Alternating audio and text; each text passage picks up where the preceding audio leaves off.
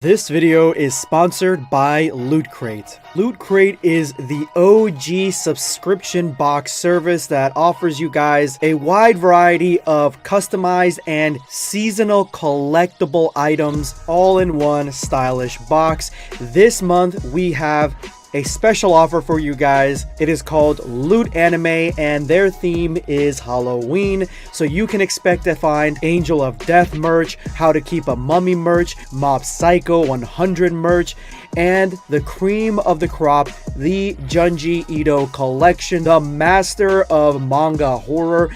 His collection is exclusive to this month's Loot Crate. Get yours while supply lasts. Use my code in the description below and the top comment to get 15% off your Loot Anime experience and enjoy this year's Halloween with Japanese horror.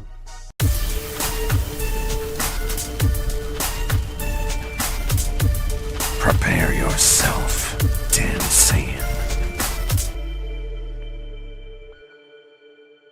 Subscribe and hit the notification bell to help us achieve the 300k mortal plan. Every soul counts. We are finally coming up to the end of Goku and Gine's adventures with Grandpa Gohan, or at least catching up to the most recent chapter. This is it, guys. So if you would like to see exactly what this journey has been like, I'm gonna have the full playlist and the previous episode in the description below. Go ahead and check that out, and as always, follow and support the creator on their Patreon and DeviantArt. Both those pages are going to be in the description below. Always support the creator. After Gohan taught Gine a little something about ki control, we are now several days later at Mount Pazu, and Gine is trying to meditate with Goku grabbing onto her tail. So what she's trying to do here, I can see already, and Grandpa Gohan interrupts and sees that Gine is completely knocked out with Goku chewing on her tail. So yeah, she's trying to basically break the pain and the passing out that comes with somebody grabbing onto your tail.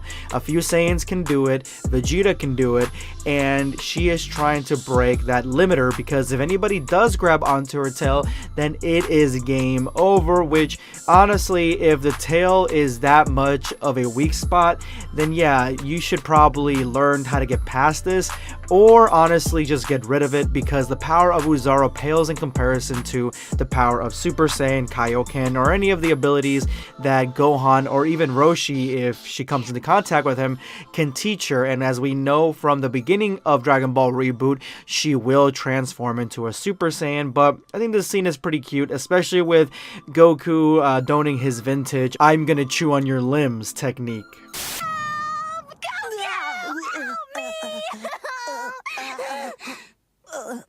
Let go. And Gine explains as much, that the Saiyan's weak spot is the tail, and that it is extremely sensitive, and even right now she's trying to overcome the feeling of her body becoming numb. That is how bad the tail is when it comes to the Saiyans. And so she was just training to try to get past that, but Gohan actually has a surprise for her, and so she comes up to the house and realizes that the house is completely renovated. It is taller, it is bigger, and he has basically increased the size of the house. Gine is full of questions, but Gohan wants her to see the inside first before she asks any more questions. Remember, originally it was a very small hut slash cabin with only room for Gohan, so he's added a whole top floor, and he's added some stairs that lead to the roof. Gine goes to the top and sees a very female friendly room on the top, and she thinks it looks amazing. Being as oblivious as her son, she doesn't understand why Gohan made more room for himself, but she thinks that it's good that he does have it. But this isn't for himself, this is a room for Gine and Goku. He made it special for them, and Gine is a little confused. She's like, for us, why? And Gohan says, I actually have a second gift before I get into that, so here it is. Since he never got the opportunity to welcome her properly to planet Earth, he decided to whip her up something special and unique for her stay here. And while she decides to finish her training, if she would like to, she could always stay at Gohan's house, and the room on the top would always be hers and Goku's. Brings a tear to my eye, guys. This is honestly really good character progression and just a really interesting and humbling relationship between Gohan and Gine. They are bonding, and I would have loved to see Gohan and Gine raise Goku to become an adult, and maybe he would have shed a lot of the negative traits that he's got as an adult if he actually had some really strong parenting. Gine corrects him and says that I keep telling you to call him Kakarot, but because you've done so much, just this once I will give you permission to call him Goku, and I'm going to try out this new outfit that you got me. So Gine begins to undress to change into the new outfit, and she realizes that Goku and Gohan are just kind of standing there. And so she's like blushing a little bit, do you mind? And I was gonna say, I mean, Gine's got it where it counts. Just letting you guys know. Of course, Gohan isn't like that, not like Roshi or the Elder Kai at all, so he realizes his mistake and pulls around and says, I'm sorry, my dear. And he turns around and gives Goku a little bit more attention, only to turn back and see the outfit that we get to see on the cover of Dragon Ball Reboot. This is finally Gine in the Reboot story. This is the original outfit that she gets in this story, and just looking at the outfit itself, I do like the contrast between the blue and the pink. Not so much the green cuffs or the UGG boots, but I do like the little leggings. It just looks extremely cute, and I do like how it is almost a mixture of a Saiyan looking outfit from the bottom and a traditional Japanese gi. So I definitely like the direction that they went, or the artist went, with this design. Gine is impressed at the colors, the vibrancy, the way that it fits. He got all the measurements right, weirdly enough. So Gohan is definitely earning some brownie points here, and he's gonna blush. And Gine tells Gohan that she thanks him for the room and the clothes, and he has been extremely generous, and she will absolutely stay because she's got a lot to learn from Gohan on ki control and just the fighting style in general. So she informs him to get used to having them around because Goku needs his grandpa, which completely shatters Gohan, who has been basically like a grandpa to Goku unofficially, and now it's official. It's almost like he's a godfather, basically. You've grown so big. You haven't changed at all. I should hope not. After all, I'm dead. And with that, Gine jumps out of the second story window and is ready to start training and start the brand new arc of Dragon Ball Reboot whenever it is done.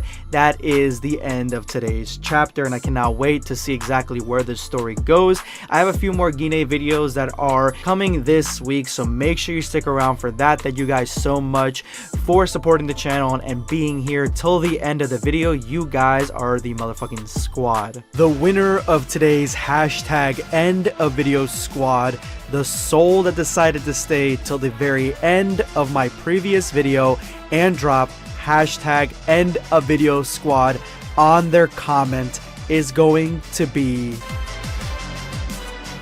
Gokai Legend. I really want to see a scenario where Piccolo is fighting Goku in the last saga of Dragon Ball, but when Goku is shot through one of his lungs, both of them start to panic as they hear a space pod with a power level of 10,000 coming to Earth. That's a cool story and a cool way to end an arc. I don't know about all of Dragon Ball, but that sounds pretty interesting. I'm not exactly sure where you're going with that, so if you would like to elaborate, let me know in the comment section below, and I'll check out your comment and see where you're going with this story. But thank you so much for your comment, Gokai. This is going to be Blackscape signing off. Take care, guys.